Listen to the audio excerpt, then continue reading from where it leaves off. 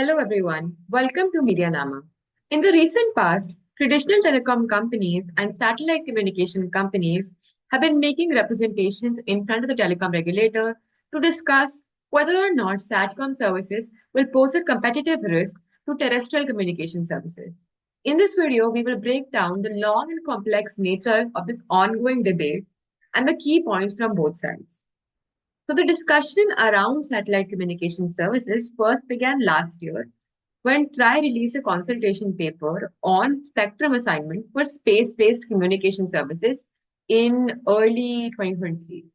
During this consultation, Jio and fellow telecom company Vodafone Idea, TRAI, had both urged the regulator to not allow administrative allocation of spectrum for satellite communication services. So, just as a refresher, administrative allocation is different from auctions. So, for auctions, people have to bid the highest price and then they end up getting access to spectrum. Under administrative allocation, people get spectrum on a first come, first serve basis. Both Jio and Vodafone Idea were concerned that Satcom players were planning their services to compete with traditional communication services and explained that administrative allocation could end up being a first come, first serve sort of service, which the Supreme Court had critiqued in the past. On the other hand, the other major telecom, Bharti Airtel, had supported administrative allocation. It said that auctioning spectrum could lead to a situation where some companies hoard the spectrum. Airtel was in the company of other players who thought the same way, but these were foreign players like Amazon's Project Kuiper and Starlink.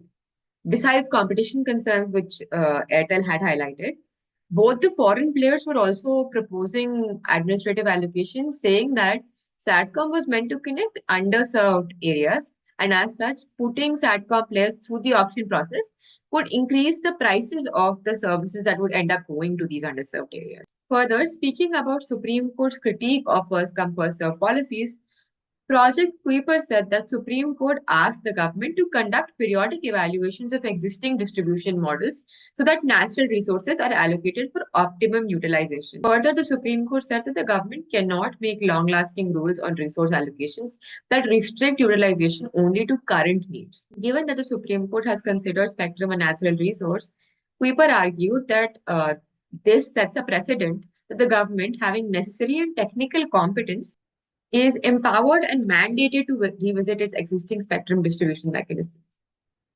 Kuiper also noted that there is no precedent for auctioning spectrum in high frequency bands for satellite communication services across the world. It also added that even, and I'm quoting this directly, even in India, it may be said that auctions have not necessarily promoted competition in the telecommunication sector. As 2023 drew to a close in December, the government notified the Telecommunication Act, which formally brought in administrative allocation as a method for allocating spectrum to satellite communication services. However, even this didn't end up settling the debate. Instead, the debate shifted to other aspects. The first of these was fixed wireless access services. So, for context, fixed wireless access services use 4G or 5G radio spectrum, the same that we use for mobile phone services, to provide broadband connectivity between two fixed points. It can provide internet to remote areas where there is zero or poor terrestrial connectivity. In April this year, Jio wrote a letter to the Department of Telecommunications stating that the government should not allow fixed wireless access services through administrative allocation. It said that if the government allowed satellite communication service providers to provide fixed wireless access services, the companies buying spectrum via auction should be refunded. Starlink has in the recent past addressed Jio's concern about fixed wireless access services. It said that whether or not the government decides to allocate spectrum via administrative allocation should depend on whether the services in question are conducive for non-exclusive spectrum usage. And non-exclusive spectrum usage is where different companies share spectrum instead of one company leasing out a certain frequency for their own use. So since fixed wireless access does not allow for non-exclusive spectrum usage, it cannot be administratively allocated. Then, more recently, Jio and also Airtel have brought in yet another concept into this debate, which is that of the level playing field. Airtel and Jio have argued extensively that with advanced technology, Satcom providers are becoming increasingly substitutable for terrestrial services. And while it is important to encourage Satcom market, it is equally important to safeguard telecom companies' investments. However, instead of arguing for administrative allocation, Airtel suggests that the government should address the concern of level playing field through spectrum pricing. So it's basically saying that the government should take approaches like using adjusted gross revenue or megahertz based charges for satellite communication services. But in this spectrum pricing model that the government comes up with, traditional use cases of spectrum in the traditional market, so this would be services such as providing satellite communication services to rural and remote areas for government agencies such as defense, disaster recovery, etc. They should price these services differently from other services. So, like if Satcom providers are providing services in urban areas, the spectrum pricing for those should be different from the spectrum pricing for those services that these players are providing in rural areas.